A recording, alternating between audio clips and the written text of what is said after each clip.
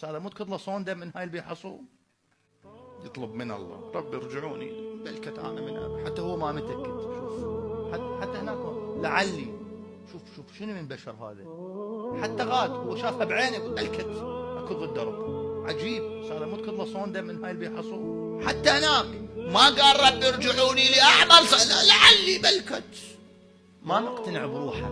شوف فهم ايش يقولوا له، هذا ترى يحكي هذا احد كلا انها كلمه هو قائلها.